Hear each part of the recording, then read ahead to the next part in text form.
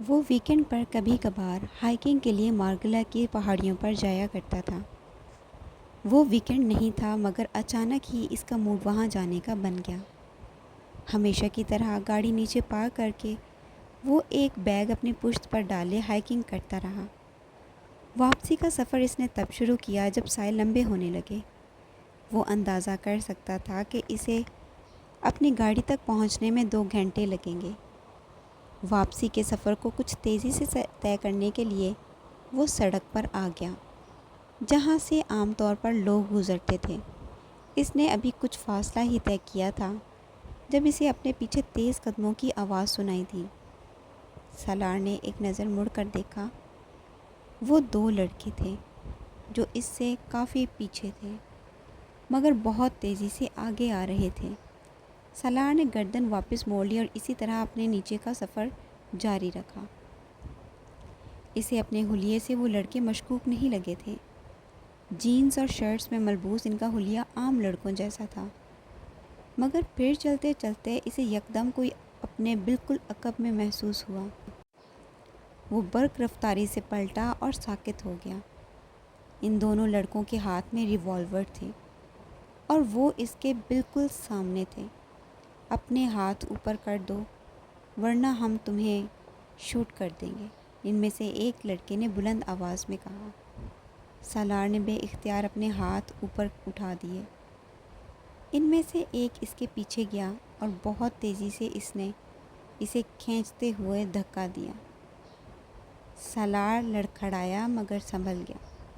ادھر دیکھو، سالار نے کسی قسم کی مزاحمت کیے بغیر اس طرف جانا شروع کر دیا جہاں وہ اسے سڑک سے ہٹانا چاہتے تھے تاکہ کوئی یکدم وہاں نہ آ جائے۔ ان میں سے ایک تقریباً اسے دھکیلتے ہوئے اس رستے سے ہٹا کر جھاڑیوں اور درختوں کے بہت اندر تک لے گیا۔ گھٹنوں کے بل بیٹھو، ایک نے درشتی سے اس سے کہا۔ سالار نے خاموشی سے اس کے حکم پر عمل کیا۔ وہ جانتا تھا کہ وہ لوگ اس کی چیزیں چھینیں گے اور پھر اسے چھوڑ دیں گے، اور وہ ایسا کوئی کام نہیں کرنا چاہتا تھا جس پر وہ دونوں مشتعل ہو کر اسے نقصان پہنچاتے۔ ان میں سے ایک اس کے پیچھے گیا اور اس نے اس کی پشت پر لٹکا ہوا چھوٹا سا بیگ اتار لیا۔ اس بیگ میں ایک کیمرہ، چند film roll, battery, telescope, first aid kit, wallet, پانی کی بوتل اور چند کھانے کی چیزیں تھیں۔ جس لڑکے نے بیگ اتارا تھا وہ بیگ کھول کر اندر موجود چیزوں کا جائزہ لیتا رہا۔ پھر اس نے والیٹ کھول کر اس کے اندر موجود کرنسی نوٹ اور کریڈٹ کارڈز کا جائزہ لیا۔ اس کے بعد اس نے بیگ میں سے ٹشو کا پیکٹ نکال لیا اور پھر فرسٹ ایڈ کٹ بھی نکال لی۔ اب تم کھڑے ہو جاؤ، اس لڑکے نے تحکمانہ انداز میں کہا۔ سالار اس طرح ہاتھ سر سے اوپر اٹھائے کھڑا ہو گیا۔ اس لڑکے نے اس کی پشت پر جا کر اس کی شارٹس کی جیبوں میں ہاتھ ڈال کر انہیں ٹٹولا اور اس میں موجود گاڑی کی چابی نکال لی۔ گڈ، کار ہے۔ سالار کو پہلی بار کچھ تشویش ہوئی۔ تم لوگ میرا بیگ لے جاؤ مگر کار کو رہنے دو۔ سالار نے پہلی بار انہیں مخاطب کیا۔ کیوں؟ کار کو کیوں رہنے دیں؟ تم ہماری خالہ کے بیٹے ہو کہ کار کو رہنے دیں؟ اس لڑکے نے درشت لہجے میں کہا۔ تم لوگ اگر کار لے جانے کی کوشش کرو گے تو تمہیں بہت سے پرابلمز ہوں گے۔ صرف کار کی چابی مل جانے سے تم کار نہیں لے جا سکو گے، اس میں اور بھی بہت سے لاکس ہیں۔ سالار نے ان سے کہا۔ وہ ہمارا مسئلہ ہے، تمہارا نہیں، اس لڑکے نے اس سے کہا اور پھر آگے بڑھ کر اس کی آنکھوں سے گلاسز کھینچ لیے۔ اپنے جاگرز اتار دو۔ سالار نے حیرانی سے اسے دیکھا۔ جاگرز کس لیے؟ اس بار اس لڑکے نے جواب دینے کی بجائے پوری قوت سے ایک تھپڑ سالار کے منہ پر دے مارا۔ وہ لڑکھڑا گیا۔ چند لمحوں کے لیے اس کی آنکھوں کے سامنے تارے ناچ گئے۔ دوبارہ کوئی سوال مت کرنا، جاگرز اتارو۔ سالار خشمگین نظروں سے اسے دیکھنے لگا۔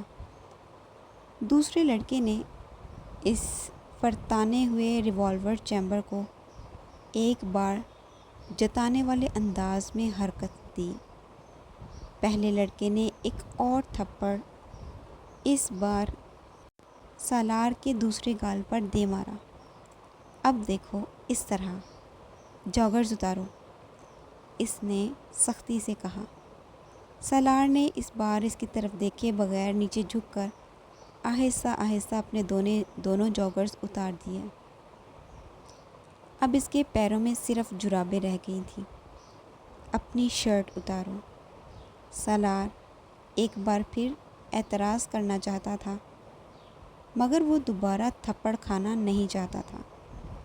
اگر ان دونوں کے پاس ریوالور نہ ہوتے تو وہ جسمانی طور پر ان سے بہت بہتر تھا اور یقیناً اس وقت ان کی ٹھکائی کر رہا ہوتا، مگر ان کے پاس ریوالور کی موجودگی نے یکدم ہی اسے ان کے سامنے بے بس کر دیا تھا۔ اس نے اپنی شرٹ اتار کر اس لڑکے کی طرف بڑھائی۔ نیچے پھینکو، اس لڑکے نے تحکمانہ انداز میں کہا۔ سالار نے شرٹ نیچے پھینک دی۔ اس لڑکے نے اپنے بائیں ہاتھ کو جیب میں ڈال کر کوئی چیز نکالی۔ وہ پلاسٹک کی باریک ڈوری کا ایک گچھا تھا۔ اسے دیکھتے ہی سالار کی سمجھ میں آ گیا تھا کہ وہ کیا کرنا چاہتے ہیں۔ وہ بے اختیار پریشان ہوا۔ شام ہو رہی تھی، کچھ ہی دیر میں وہاں اندھیرا چھا جاتا اور وہ وہاں سے رہائی کس طرح حاصل کرتا؟ دیکھو، مجھے باندھو مت، میں کسی کو کچھ نہیں بتاؤں گا۔ تم میرا بیگ اور میری کار لے جاؤ، اس بار اس نے مدافعانہ انداز میں کہا۔ اس لڑکے نے کچھ بھی کہے بغیر پوری قوت سے اس کے پیٹ میں ایک گھونسا مارا۔ سالار درد سے دھرا ہو گیا۔ اس کے منہ سے ایک چیخ نکلی تھی، کوئی مشورہ نہیں۔ اس لڑکے نے جیسے اسے یاد کروایا اور زور سے ایک طرف دھکیلا۔ درد سے بلبلاتے ہوئے سالار نے اندھوں کی طرح اس کی پیروی کی۔ ایک درخت کے تنے کے نیچے کے ساتھ بٹھا کر اس لڑکے نے بڑی مہارت کے ساتھ اس کے دونوں بازوؤں کو پہلے سے تنے کے پیچھے لے جا کر اس کی کلائیوں پر وہ ڈوری لپیٹنا شروع کر دی۔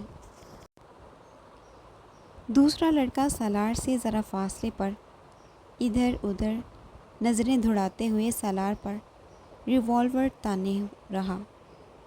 اس کے ہاتھوں کو اچھی طرح باندھنے کے بعد اس لڑکے نے سامنے آ کر اس کے پیروں کی جرابیں اتاری اور پھر فرسٹ ایڈ کٹ میں موجود کینچی سے اس نے سالار کی شرٹ کی پٹیاں کاٹنی شروع کر دی۔ ان میں سے کچھ پٹیوں کو اس نے ایک بار پھر بڑی مہارت کے ساتھ اس کے ٹخنوں کے گرد لپیٹ کر گرہ لگا دی۔ پھر اس نے ٹشو کا پیکٹ کھولا اور اس میں موجود سارے ٹشو باہر نکال لیے۔ منہ کھولو۔ سالار جانتا تھا وہ اب کیا کرنے والا ہے۔ وہ جتنی گالیاں اسے دل میں دے سکتا تھا اس وقت دے رہا تھا۔ اس لڑکے نے یکے بعد دیگرے وہ سارے ٹشو اس کے منہ میں ٹھونس دیے اور پھر شرٹ کی واحد بچ جانے والی پٹی کو گھوڑے کی لگام کی طرح اس کے منہ میں ڈالتے ہوئے درخت کے تنے کے ساتھ پیچھے اسے باندھ دیا۔ دوسرا لڑکا اب اطمینان سے بیگ بند کر رہا تھا۔ پھر چند منٹوں کے بعد وہ دونوں وہاں سے غائب ہو چکے تھے۔ ان کے وہاں سے جاتے ہی سالار نے اپنے آپ کو آزاد کرنے کی کوشش شروع کر دی، مگر جلد ہی اسے اندازہ ہو گیا تھا کہ وہ ایک بہت بڑی مصیبت میں گرفتار ہو چکا ہے۔ اس لڑکے نے بڑی مہارت کے ساتھ اسے باندھا تھا۔ وہ صرف ہلنے جلنے کی کوشش سے خود کو آزاد نہیں کر سکتا تھا، نہ ہی ڈوری ڈھیلی کر سکتا تھا۔ وہ ڈوری اس کے حرکت کرنے پر اس کے گوشت کے اندر گھستی ہوئی محسوس ہو رہی تھی۔ اس کی حالت اس وقت بے حد خراب تھی۔ وہ نہ کسی کو آواز دے سکتا تھا، نہ دوسرے طریقے سے خود اپنی طرف کسی کو متوجہ کر سکتا تھا۔ اس کے ارد گرد قد آدم جھاڑیاں تھیں، اور شام کے ڈھلتے سایوں میں ان جھاڑیوں میں اس کی طرف کسی کا متوجہ ہو جانا کوئی معجزہ ہی ہو سکتا تھا۔ اس کے جسم پر اس وقت لباس کے نام پر صرف گھٹنوں سے کچھ نیچے تک لٹکنے والے برمودا شارٹس کے علاوہ اور کچھ بھی نہیں تھا، اور شام ہونے کے ساتھ ساتھ خنکی بڑھ رہی تھی۔ گھر میں کوئی یہ نہیں جانتا تھا کہ وہ ہائیکنگ کے لیے آیا ہوا ہے، اور جب گھر نہ پہنچنے پر اس کی تلاش شروع ہوگی، تب بھی یہاں اس تاریکی میں درختوں پر اور جھاڑیوں کے درمیان بندھے ہوئے اس کے وجود کو تک نہیں پہنچ سکتے تھے۔ آدھے گھنٹے کی جدوجہد کے بعد جب اپنے پیروں کے گرد موجود پٹیوں کو ڈھیلا کرنے اور پھر انہیں کھولنے میں کامیاب ہوا، اس وقت سورج مکمل غروب ہو چکا تھا۔ چاند نہ نکلا ہوتا تو شاید وہ اپنے ہاتھ، پاؤں اور ارد گرد کے ماحول کو بھی نہ دیکھ پاتا۔ اکا دکا گزرنے والی گاڑیوں اور لوگوں کا شور اب نہ ہونے کے برابر تھا۔ اس کے ارد گرد جھینگروں کی آوازیں گونج رہی تھیں، اور وہ گردن سے کمر تک اپنے پشت پر درخت کے تنے کی وجہ سے آنے والی رگڑ اور خراشوں کو بخوبی محسوس کر سکتا تھا۔ درخت کے دوسری طرف اس کے ہاتھ کی کلائیوں میں موجود ڈوری اب اس کے گوشت میں اتری ہوئی تھی۔ وہ ہاتھوں کو مزید حرکت دینے کے قابل نہیں رہا تھا۔ وہ کلائیوں سے اٹھتی ٹھیسیں برداشت نہیں کر پا رہا تھا۔ اس کے منہ کے اندر موجود ٹیشوز اب گل چکے تھے، اور ان کے گلنے کی وجہ سے وہ منہ میں لگام کی طرح کسی ہوئی پٹی کو حرکت دینے لگا تھا، مگر وہ گلے سے آواز نکالنے میں اب بھی بری طرح ناکام تھا، کیونکہ وہ ان گلے ہوئے ٹیشوز کو نہ نگل سکتا تھا نہ اگل سکتا تھا۔ وہ اتنے زیادہ تھے کہ وہ انہیں چیونگم کی طرح چبانے میں بھی ناکام تھا۔ اس کے جسم پر کپ کپی طاری ہو رہی تھی۔ وہ صبح تک اس حالت میں وہاں یقیناً ٹھٹر کر مر جاتا، اگر خوف یا کسی زہریلے کیڑے کے کاٹنے سے نہ مرتا تو۔ اس کے جسم پر اب چھوٹے چھوٹے کیڑے رینگ رہے تھے، اور بار بار وہ اسے کاٹ رہے تھے۔ وہ اپنی برہنہ ٹانگوں پر چلنے اور کاٹنے والے کیڑوں کو جھٹک رہا تھا، مگر باقی جسم پر رینگنے والے کیڑوں کو جھٹکنے میں ناکام تھا، اور وہ نہیں جانتا تھا کہ ان چھوٹے کیڑوں کے بعد اسے اور کن کیڑوں کا سامنا کرنا پڑے گا، اور اگر وہاں بچھو اور سانپ ہوتے تو۔ وقت گزرنے کے ساتھ ساتھ اس کی حالت مزید خراب ہو رہی تھی۔ آخر یہ سب میرے ساتھ کیوں ہوا ہے؟ آخر میں نے کیا کیا ہے؟ وہ بے چارگی سے سوچنے میں مصروف تھا۔ اور میں یہاں مر گیا تو میری لاش تک دوبارہ کسی کو نہیں ملے گی۔ کیڑے مکوڑے اور جانور مجھے کھا جائیں گے۔ اس کی حالت غیر ہونے لگی۔ ایک عجیب طرح کے خوف نے اسے اپنی گرفت میں لے لیا۔ تو کیا میں اس طرح مروں گا یہاں، اس حالت میں، بے لباس، بے نشان؟ گھر والوں کو پتہ تک نہیں ہوگا میرے بارے میں۔ کیا میرا انجام یہ ہونا ہے؟ اس کے دل کی دھڑکن رکنے لگی۔ اسے اپنی موت سے یکدم خوف آیا، اتنا خوف کہ اسے سانس لینا مشکل لگنے لگا۔ اسے یوں لگا جیسے موت اس کے سامنے، اسے چند قدموں کے فاصلے پر کھڑی ہو، اس کے انتظار میں، یہ دیکھنے کے لیے وہ کس طرح سسک سسک کر مرتا ہے۔ وہ درد کی پرواہ کیے بغیر ایک بار پھر اپنی کلائیوں کی ڈوریوں کو توڑنے یا ڈھیلی کرنے کی کوشش کرنے لگا۔ اس کے بازو شل ہونے لگے۔ 15 منٹ بعد اس نے ایک بار پھر اپنی جدوجہد چھوڑ دی، اور اس وقت اسے احساس ہوا کہ اس کے منہ کی پٹی ڈھیلی ہو گئی تھی۔ وہ گردن کو ہلاتے ہوئے اسے منہ سے نکال سکتا تھا۔ اس کے بعد اس نے ٹشو نکال دیے تھے۔ اگلے کئی منٹ وہ گہرے سانس لیتا رہا، پھر وہ بلند آواز میں اپنی مدد کے لیے آوازیں دینے لگا، اتنی بلند آواز میں جتنی وہ کوشش کر سکتا تھا۔ اس کا انداز بالکل ہذیانی تھا۔ آدھے گھنٹے تک مسلسل آوازیں دیتے رہنے کے بعد اس کی ہمت اور گلا دونوں جواب دے گئے۔ اس کا سانس پھول رہا تھا، یوں جیسے وہ کئی میل دوڑتا رہا ہو، مگر اب بھی کوئی اس کی مدد کے لیے نہیں آیا تھا۔ کلائی کے زخم اب اس کے لیے ناقابل برداشت ہو رہے تھے، اور کیڑے اب اس کے چہرے اور گردن پر بھی کاٹ رہے تھے۔ وہ نہیں جانتا تھا کہ ایک دم اسے کیا ہوا، بس وہ بلند آواز میں بچوں کی طرح پھوٹ پھوٹ کر رونے لگا۔ وہ زندگی میں پہلی بار بری طرح رو رہا تھا۔ شاید زندگی میں پہلی بار اسے اپنی بے بسی کا احساس ہو رہا تھا، اور اس وقت درخت کے اس تنے کے ساتھ بندھے سسکتے ہوئے اسے احساس ہوا کہ وہ مرنا نہیں چاہتا ہے۔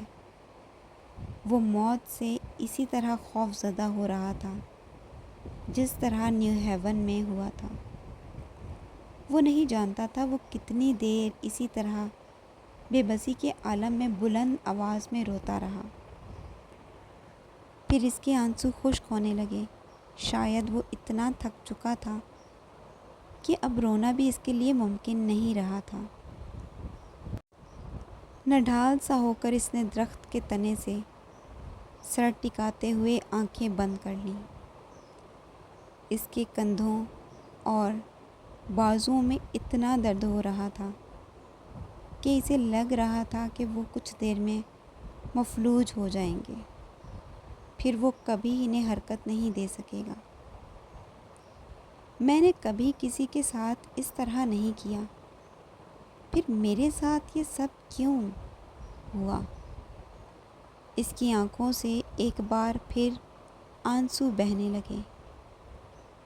سالار، میرے لیے پہلے ہی بہت پرابلمز ہیں، تم اس میں اضافہ نہ کرو۔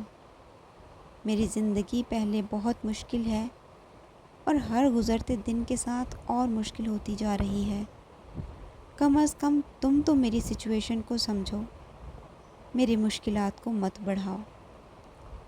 درخت کے تنے کے ساتھ ٹیک لگائے سالار نے اپنی آنکھیں کھول دیں۔ اس کا حلق خشک ہو رہا تھا۔ نیچے، بہت دور اسلام آباد کی روشنیاں نظر آ رہی تھی۔ میں تمہارے مسائل میں اضافہ کرنے کی کوشش کر رہا ہوں؟ مائی ڈیئر امامہ، میں تو تمہاری مدد میں گھل رہا ہوں، تمہارے مسائل ختم کرنے کی کوشش کر رہا ہوں۔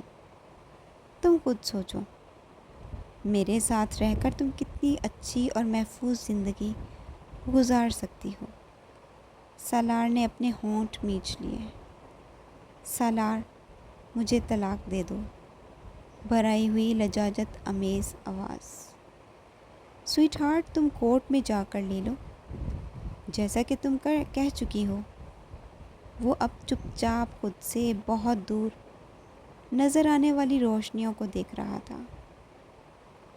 کوئی اس کے سامنے جیسے آئینہ لے کر کھڑا ہو گیا تھا، جس میں وہ اپنا عکس دیکھ سکتا تھا اور اپنے ساتھ ساتھ کسی اور کا بھی۔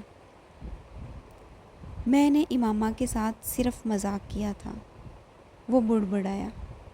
میں اسے کوئی تکلیف پہنچانے کا ارادہ نہیں رکھتا تھا۔ اسے اپنے الفاظ کھوکھلے لگے۔ وہ پتہ نہیں کس کو وضاحت دینے کی کوشش کر رہا تھا۔ بہت دیر تک وہ اسی طرح اسلام آباد کی روشنیوں کو دیکھتا رہا، پھر اس کی آنکھیں دھندلانے لگیں۔ میں مانتا ہوں مجھ سے بہت غلطیاں ہو گئیں۔ اس بار اس کی آواز بھرائی ہوئی سرگوشی میں تھی۔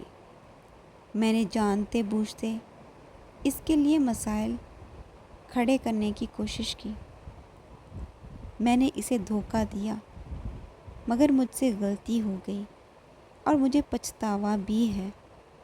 میں جانتا ہوں میرے طلاق نہ دینے سے اور جلال کے بارے میں جھوٹ بول دینے سے اسے بہت زیادہ پریشانی کا سامنا کرنا پڑا ہوگا۔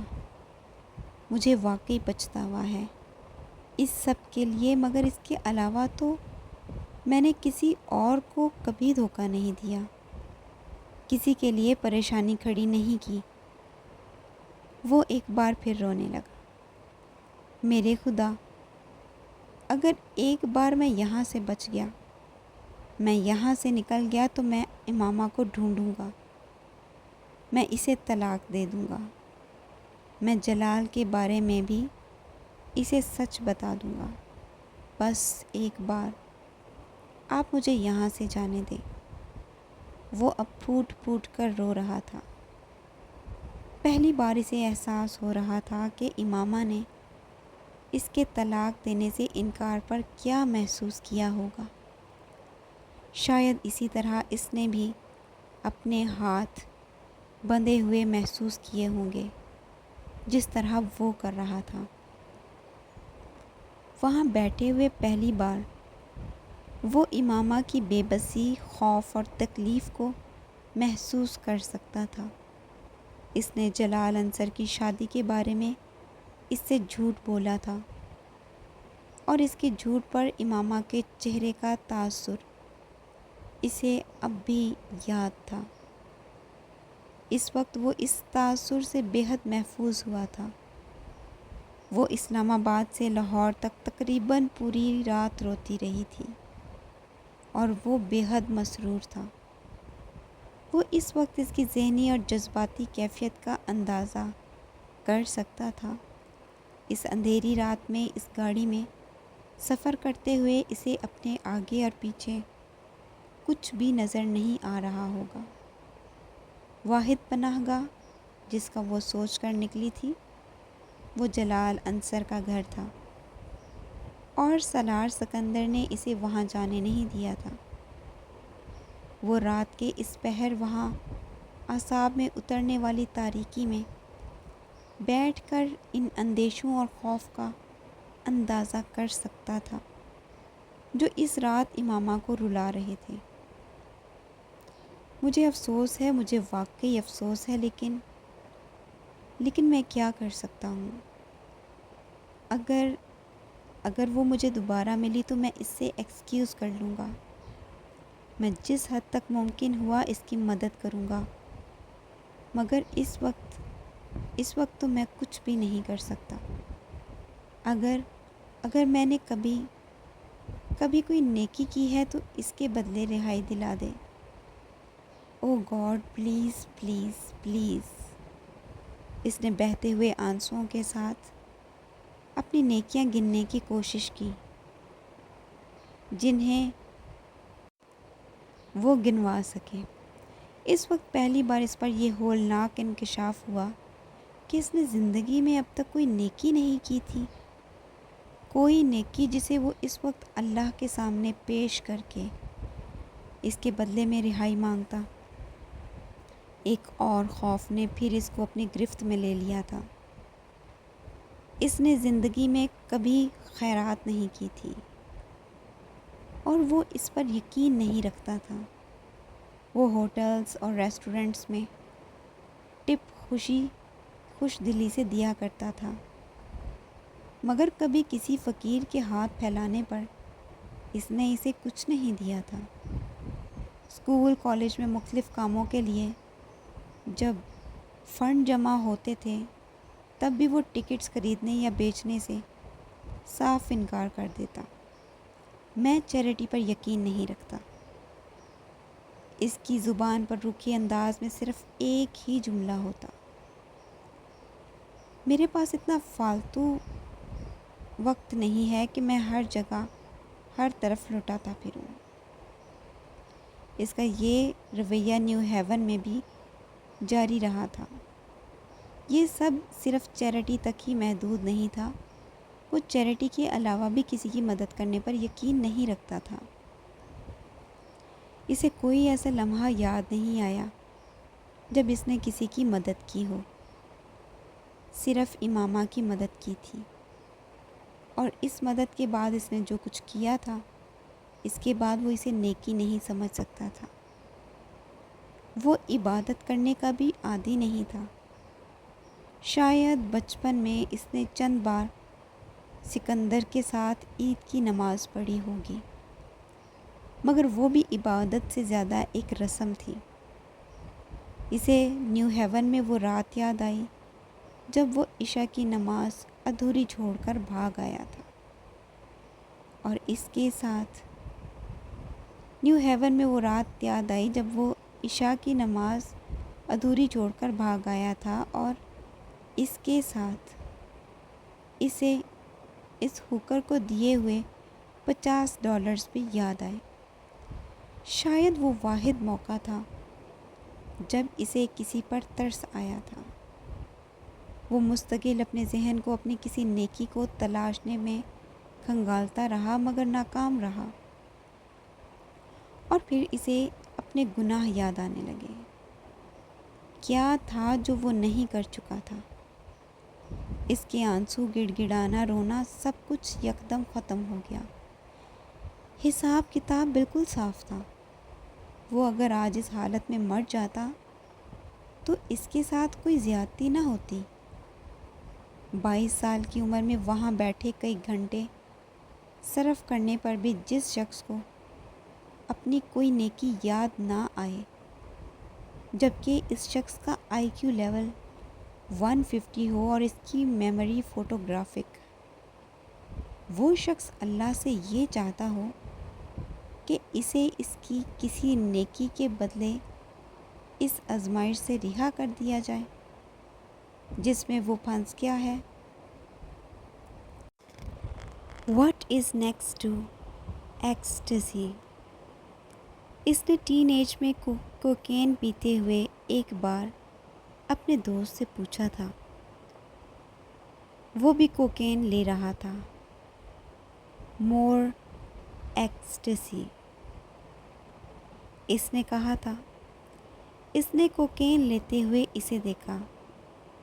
There is no end to ecstasy. It is preceded by pleasure and followed by more ecstasy. وہ نشے کی حالت میں اس سے کہہ رہا تھا۔ سالار مطمئن نہیں ہوا۔ No, it does end. What happens when it ends? When it really ends. اس کے دوست نے عجیب سی نظروں سے اسے دیکھا۔ You know it by yourself, don't you? You have been through it off and on. سالار جواب دینے کی بجائے دوبارہ کوکین لینے لگا تھا۔ اس کی کلائیوں کے گوشت میں اترتی ڈوری اسے اب جواب دے رہی تھی، پین، درد۔ اس نے مضحکہ خیز لہجے میں اس رات امامہ سے پوچھا تھا، what is next to pen? رسی نما کوئی چیز لہراتے ہوئے اس کے جسم پر گری تھی۔ نتھنگنیس۔ اس کے سر، چہرے، گردن، سینے، پیٹ اور وہاں سے تیز رفتاری سے رینگتی ہوئی اتر گئی۔ سالار نے کانپتے جسم کے ساتھ اپنی چیخ روکی تھی۔ وہ کوئی سانپ تھا جو اسے کاٹے بغیر چلا گیا تھا۔ اس کا جسم پسینے میں نہا گیا تھا۔ اس کا جسم اب جاڑے کے مریض کی طرح تھر تھر کانپ رہا تھا۔ آواز بالکل صاف تھی، nothingness. And what is next to nothingness? تحقیر آمیز آواز اور مسکراہٹ۔ ہیل۔ اس نے یہی کہا تھا۔ 8 گھنٹے سے وہاں بندھا ہوا تھا، اس ویرانے، اس تاریکی، اس وحشت ناک تنہائی میں۔ وہ پورا 1 گھنٹہ حلق کے بل پوری دقت وقت سے مدد کے لیے پکارتا رہا تھا، یہاں تک کہ اس کا حلق آواز نکالنے کے قابل نہیں رہا تھا۔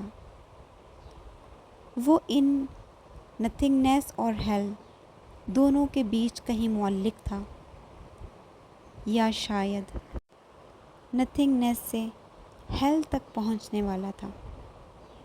تمہیں خوف نہیں آتا کہ ہیل کے بعد کیا آئے گا؟ دوزخ یا ہیل کا پوچھتے ہوئے، اس کے آگے کیا آ سکتا ہے؟ انسان کے معتوب اور مغلوب ہو جانے کے بعد باقی بچتا ہی کیا ہے جسے جاننے کا تمہیں اشتیاق ہے؟ سالار نے وحشت بھری نظروں سے ارد گرد دیکھا۔ وہ کیا تھا؟ قبر یا دوزخ یا زندگی میں اس کا ایک منظر؟ بھوک، پیاس، بے بسی، بے یاری و مددگاری، جسم پر چلتے کیڑے جنہیں وہ خود کو کاٹنے سے روک نہیں پا رہا تھا، مفلوج ہوتے ہوئے ہاتھ، پاؤں، پشت اور ہاتھوں کی کلائیوں پر لمحہ بلمحہ بڑھتے ہوئے زخم۔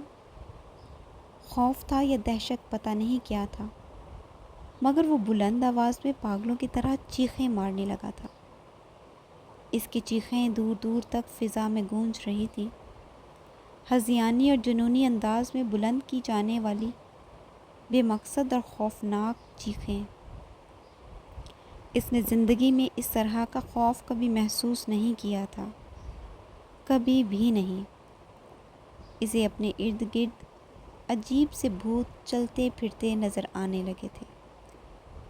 اسے لگ رہا تھا اس کے دماغ کی رگ پھٹنے والی ہے یا پھر نروس بریک ڈاؤن۔